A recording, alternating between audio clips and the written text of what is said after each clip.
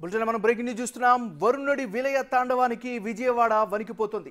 ఆ బెజవాడ కనకదుర్గమ్మకు నగరంపై కోపం వచ్చిందేమో అన్నట్లు 30 ఏళ్లలో ఎన్నడూ లేనంతగా ప్రకృతి ప్రకోపించింది. అటు బ్రహ్మంగారి కాలజ్ఞానం కూడా నిజం అయ్యేటట్లు కనిపిస్తోంది. ఇంద్రకీలాద్రిపై ఉన్న అమ్మవారి ముక్కు పుడకను తాకేంతగా వరద చేరి నగరం కృష్ణానదిలో కలిసిపోతుందని ఆయన ఆనాడే చెప్పారు. అదే ఇప్పుడు నిజమవుతోంది. బుడమేరు తన కోపాన్ని కట్టలు తెంచుకొని నగరంపై విరుచుకుపడింది. ఒకవైపు ఉప్పొంగుతున్న కృష్ణమ్మ, మరోవైపు బుడమేరు వరదతో జనజీవనం అస్తవ్యస్తమైపోయింది. 80% నగరమంతా వరదలోనే కూరుకుపోయింది. ఎటూ వెళ్ళలేని స్థితిలో జనం చెట్టుకొకరు పుట్టకొకరు అయిపోయారు.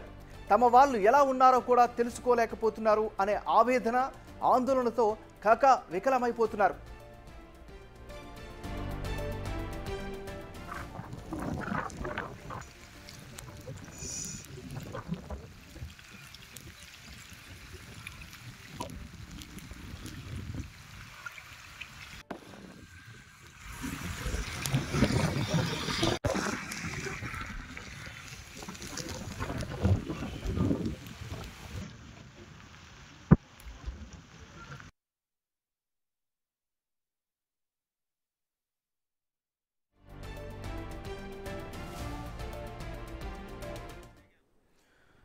ప్రస్తుత పరిస్థితిని కనుక గమనిస్తే బెజవాడ మరో వాయనాడ్ను తలపిస్తోంది. భవిష్యత్తులో ఇలాంటి వరదలు తప్పవేమో అనే సంకేతాలు అయితే కనిపిస్తున్నాయి. వరదలో దాదాపు 3 లక్షలకు పైగా జనం ఇరుక్కుపోయారు. నిన్నటి నుంచి తిండి తిప్పలు లేక ఆర్తనాదాలు పెడుతున్నారు. బెజవాడ పరిస్థితి చూసి సీఎం చంద్రబాబే చలించిపోయారు. ఆందోళనకు గురై స్వయంగా ఆయనే రంగంలోకి దిగిపోయారు. తెల్లవారుజాము 3 వరకు వరదలోనే పర్యటించారు. అధికారులతో కలిసి బోటులో వెళ్లి పరిస్థితులు తెలుసుకున్నారు. బాధితులకు ఆహారం అందించి అండగా ఉంటామని భరోసా ఇచ్చారు.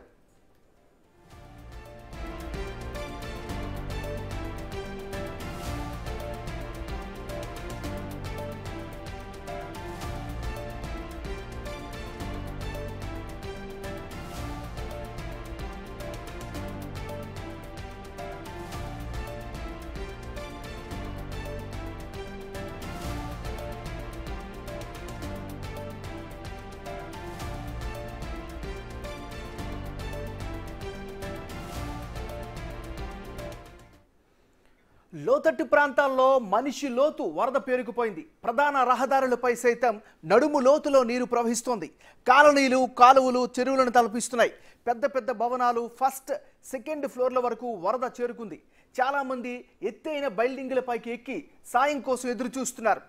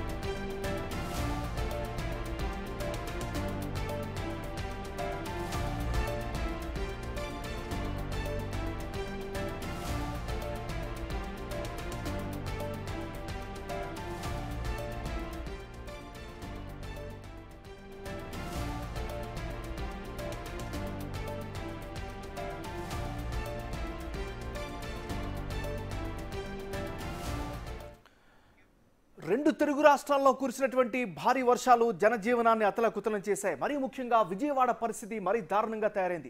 లోతట్టు ప్రాంతాల్లో మనిషి లోతు వరద పేరుకుపోయింది. ప్రధాన రహదారులపై సైతం నడుములో లోతులో నీరు ప్రవహిస్తోంది.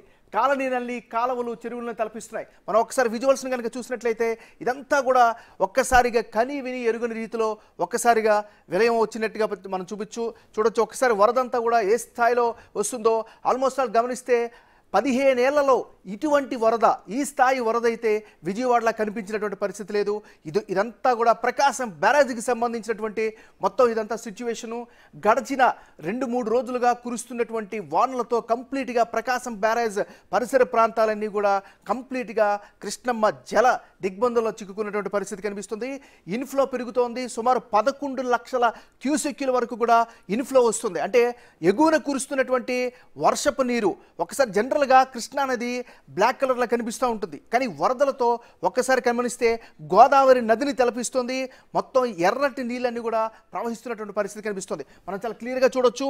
కంప్లీట్గా గత 10-15 ఏళ్లలో ఎప్పుడు కూడా విజయవాడలో ఇలాంటి పరిస్థితులు కనిపించలేదని చెప్పేసి స్థానికులు చెబుతున్నటువంటి పరిస్థితి కనిపిస్తుంది. మరీ ముఖ్యంగా ఈ విజువల్స్లో మనం చూస్తున్నాం క్లియర్గా ఇదంతా కూడా రైల్వే స్టేషన్లో ఉన్నటువంటి అన్ని ఏమంటారు దాని ప్లాట్ఫామ్స్ అన్నీ కూడా కంప్లీట్గా నీటిలో మునిగిపోయినటువంటి పరిస్థితి కనిపిస్తుంది. ఈ డ్రోన్ విజువల్స్లో మనం చాలా క్లియర్గా చూడొచ్చు విజయవాడ రైల్వే స్టేషన్ పరిస్థితి ఏ విధంగా ఉందని.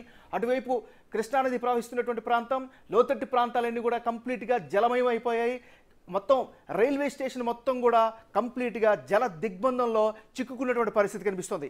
ఈ ఇంపాక్ట్ ఆల్మోస్ట్ మొత్తం మనం డ్రోన్ విజువల్స్ చూస్తే విజయవాడ మొత్తం కూడా కంప్లీట్గా నీటిలోనే తేలి ఆడుతున్నటువంటి పరిస్థితి కనిపిస్తుంది.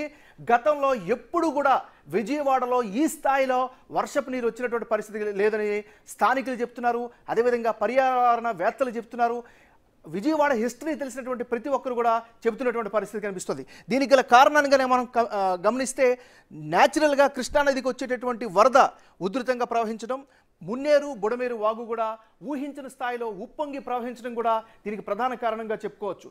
కనివిని ఎరుగని రేంజ్లో అంటే 11 లక్షల క్యూసెక్యుల వరద నీరు ఇన్ఫ్లో వస్తుందంటే మనం అర్థం చేసుకోవచ్చు. సో అధికారులు కూడా ఎప్పటికప్పుడు అప్రమత్తమవుతున్నారు. ముఖ్యమంత్రి చంద్రబాబు నాయుడే నేరుగా క్షేత్రస్థాయిలో పర్యటనలు చేస్తున్నారు.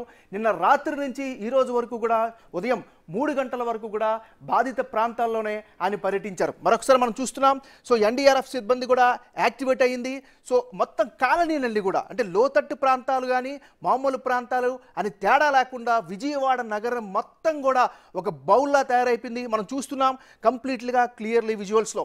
ఇక్కడ బోట్స్ వేసుకుని తిరుగుతున్నారు. ఎందుకంటే మునిగిపోయినటువంటి ముంపు ప్రాంతాల పరిధి చాలా ఎక్కువగా ఉంది. చాలా లక్షల్లో సుమారు ఇప్పటి వరకు ఉన్నటువంటి అధికారుల అంచనా ప్రకారం 2.5 నుంచి 3 లక్షల మంది విజయవాడ వాసులు ఈ యొక్క నీళ్లలో చిక్కుకున్నారు అనేటటువంటి అంచనాలు అయితే కనిపిస్తున్నాయి. మనం సర్కిల్లో చూస్తున్నాం. ప్రత్యేకంగా పడవని వేసుకొని విజయవాడ రహదారులపైన తిరుగుతున్నటువంటి పరిస్థితి కనిపిస్తుంది. ఇప్పటికే చాలామంది సురక్షిత ప్రాంతాలకు తరలించారు.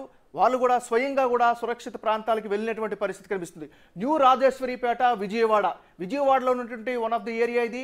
ఈ ఏరియాలో నిన్నటి నుంచి కురుస్తున్నటువంటి భారీ వాన కావచ్చు, కృష్ణానదికి పొంగినటువంటి వరద కావచ్చు, మొత్తం కూడా సబ్మెర్జ్ అయిపోయినటువంటి పరిస్థితి కనిపిస్తుంది. ఇక్కడ మనం చాలా క్లియర్గా చూడొచ్చు 3-4 అంతస్తుల భవనాల్లో కూడా ఫస్ట్ ఫ్లోర్ అంతా కూడా కంప్లీట్గా నీటితో నిండిపోయినటువంటి పరిస్థితి కనిపిస్తుంది. సో అధికారులు మాత్రం ఎప్పటికప్పుడు అప్రమత్తం చేస్తున్నారు.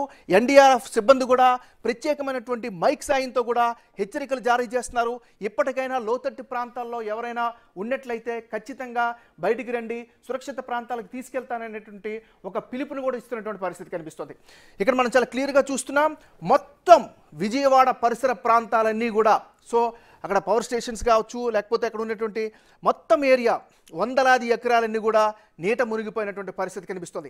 జనరల్గా విజయవాడలో అనగానే అందరికీ గుర్తొచ్చేది జనరల్గా ఏంటి అంటే ఒక్కపోత వేడి అని అంటారు. కానీ ఎప్పుడు కూడా వర్షాలు వచ్చాయి, మునిగిపోయాయి, వరదలు వచ్చాయి అనేటి చెప్పేది చాలా తక్కువగా ఉంటుంది. సో హిస్టరీలో ఫస్ట్ టైం అని చెప్తున్నారు. 2009లో కూడా అప్పుడు ఉమ్మడి రాష్ట్రంలో వచ్చినటువంటి వరదలను దాటి ఈరోజు ఇక్కడ మొత్తం కూడా విజయవాడ అంతా కూడా నిండిపోయినటువంటి పరిస్థితి కనిపిస్తుంది. ముఖ్యంగా ఈ విలయం చేసినటువంటి అతి పెద్ద డ్యామేజ్ ఏంటంటే రహదారులన్నీ కూడా కంప్లీట్గా కోతకు గురయ్యాయి. దీంతో ఇటువైపు హైదరాబాద్ నుంచి విజయవాడ వెళ్ళేవి కానీ లేకపోతే ఖమ్మం నుంచి విజయవాడ వెళ్ళేటటువంటి రహదారులన్నీ కూడా కంప్లీట్గా కోతకు గురైనటువంటి పరిస్థితి కనిపిస్తుంది. ముఖ్యంగా బస్ స్టాండ్లన్నీ కూడా కొట్టుకుపోయాయి. బస్ స్టాండ్ల దగ్గర పరిస్థితి చాలా దారుణంగా ఉంది. అదేవిధంగా railway station, Vijayawada railway station అంటేనే దేశంలోనే అతిపెద్ద జంక్షన్లో ఒక జంక్షన్. సుమారు 150-200 రైళ్లకు పైగా ఎప్పుడు కూడా తిరుగుతున్నటువంటి స్టేషన్. ఆ స్టేషన్ కూడా ఆల్మోస్ట్ నీట మునిగిపోయింది. ప్లాట్ఫామ్స్ మీద నుంచి నీళ్లు ప్రవహిస్తున్నటువంటి పరిస్థితి కనిపిస్తుంది. సో ఈ డేంజర్ అలార్మింగ్ సిచ్యువేషన్ గమనించినటువంటి రైల్వే శాఖ అధికారులు కూడా సుమారు 120 నుంచి 130 రైళ్లను వాటి యొక్క రద్దు చేశారు. కొన్నింటిని దారి మరలించినటువంటి పరిస్థితి కూడా కనిపిస్తోంది. సో ఏదేమైనప్పటికీ కూడా సింగ్నగర్ అంటే ప్రాంతాల వారీగా మనం కనుక చూసుకున్నట్లయితే విజయవాడలో ఉన్నటువంటి సింగ్నగర్, రాజీవ్ నగర్, ప్రకాష్ నగర్, కండ్రిగ, రాజరాజేశ్వరిపేట, వంబై కాలనీ, పైపుల రోడ్డు, ఆంధ్రప్రభ కాలనీ, 100 అడుగుల రోడ్డు, ఒకటి కాదు రెండు కాదు, అవకోట్ల సెంటర్, రామరాజ్యనగర్, ఊర్మిళ నగర్, ఇందిరానగర్, పాయికాపురం, రామకృష్ణపురం, దేవీనగర్, మధ్యకట్ట, ఒకటేమిటి రెండేంటి మొత్తం ఓవరాల్గా విజయవాడలో ఉన్నటువంటి అన్ని ప్రాంతాలు కూడా కంప్లీట్గా నీట మునిగిపోయినటువంటి పరిస్థితి కనిపిస్తుంది. మనం విజువల్స్లో చాలా క్లియర్గా చూస్తున్నాం. ఇందాక కూడా ఎక్స్ప్లెయిన్ చేశారు. దీనికి సంబంధించి డ్రోన్ విజువల్స్ కనుక మనం చూసినట్లయితే ఒక సముద్రం పైన డ్రోన్ ఎగురుతున్నటువంటి పరిస్థితే కనిపిస్తుంది తప్ప ఇది విజయవాడ ప్రాంతంగా ఎవరు గుర్తుపట్టలేనంతగా కనిపిస్తోంది. ఒక పక్క జేసీబీల సహాయంతో సహాయక చర్యలు ముమ్మరం చేస్తున్నారు. ఎందుకంటే గడచిన 3 రోజులుగా ఎడతెరిపి లేకుండా కురుస్తున్నటువంటి వానలతో లోతట్టు ప్రాంతాలు జలమయం అవడంతో పాటుగా అక్కడక్కడ పాత బిల్డింగ్స్ ఏవైతే ఏళ్ల తరపు నుంచి కట్టినటువంటి పాత బిల్డింగ్స్ ఉంటాయో అవన్నీ కూడా కూలిపోయే పరిస్థితి కనిపిస్తుంది. మరో పక్క ఇది పెద్ద పెద్ద బండరాళ్ళు కూడా జారి పడినటువంటి పరిస్థితి కనిపిస్తుంది. మనం చాలా క్లియర్గా చూస్తున్నాం విజువల్స్లో, డ్రోన్ విజువల్స్లో మనం క్లియర్గా చేస్తున్నాం. ఇక్కడ ఇంకొక గమనించాల్సినటువంటి విషయం ఏంటంటే స్థానికులు ఇబ్బంది పడుతున్నటువంటి మాట ఒకవైపు అయితే ప్రయాణికులు రైళ్లు రద్దు అవ్వడం వల్ల సుదూర ప్రాంతాలకి తరలి వెళ్ళేటటువంటి వాళ్ళు ప్రయాణికులు ముందుగానే ప్రయాణాలని ఫిక్స్ చేసుకున్నటువంటి వాళ్ళందరూ కూడా స్టేషన్లకే పరిమితం అయిపోవాల్సినటువంటి పరిస్థితి కనిపిస్తుంది. ఎందుకంటే వాళ్ళంతా కూడా నాన్ లోకల్స్, ఎక్కడి నుంచో ఎక్కడికో ప్రయాణం చేస్తున్నారు. సో వాళ్ళందరికీ కూడా గడిచిన 36 గంటల వరకు కూడా ఇప్పుడు ఒక వార్తను కూడా బిగ్ టీవీ ఎక్స్క్లూజివ్గా ప్రజెంట్ చేసింది. సుమారు 25 నుంచి 30 గంటల వరకు కూడా వాళ్ళు అక్కడే ఉన్నటువంటి పరిస్థితి కనిపిస్తుంది. కార్లు కూడా మునిగిపోయినటువంటి పరిస్థితి కనిపిస్తుంది. తాళ్ల సాయంతో తాళ్లు కట్టుకొని వాటిని లాక్కొని తీసుకెళ్తున్నటువంటి పరిస్థితి కనిపిస్తుంది. ముఖ్యంగా కాజా టోల్ ప్లాజా దగ్గర కూడా పరిస్థితి మనం బిగ్ టీవీ ఎక్స్క్లూజివ్గా గత 2 రోజుల నుంచి అందిస్తూ ఉంది. సో కొన్ని వేలాది వాహనాలు నీళ్లలో చిక్కుకుపోయాయి, నీళ్లు లోపలికి వెళ్ళిపోయి మొరాయించాయి, తోసుకుంటూ వెళ్లాల్సినటువంటి పరిస్థితి కనిపిస్తుంది. సో ఓవరాల్గా ఇదే కనుక సిచ్యువేషన్ కొనసాగితే మరింత డేంజరింగ్ అలారం సిచ్యువేషన్ విజయవాడలో కనిపించే అవకాశాలు కనిపిస్తున్నాయి. అయితే చంద్రబాబు నాయుడు తన మార్కుని ఎప్పుడైనా డిజాస్టర్స్ వచ్చినప్పుడు చంద్రబాబు నాయుడు తనకంటూ ఒక డిఫరెంట్గా ఆయన స్పందిస్తూ ఉంటారు. అదే విధంగా ఈరోజు విజయవాడలో కూడా ఆయన తనదైనటువంటి శైలిలో రెస్పాండ్ అయ్యారు. ప్రజల మధ్యన ఉన్నారు. నిన్న ఉదయం నుంచి సాయంత్రం వరకు కూడా రివ్యూ మీటింగ్స్ చేశారు. అధికారులతో అంచనా వేశారు. ఎక్కడెక్కడ ఏ ప్రాంతాల్లో ఎలా ముందుకు వెళ్ళాలి, ఎలాంటి సహాయక చర్యలు వెళ్ళాలని కూడా అప్రమత్తం చేశారు.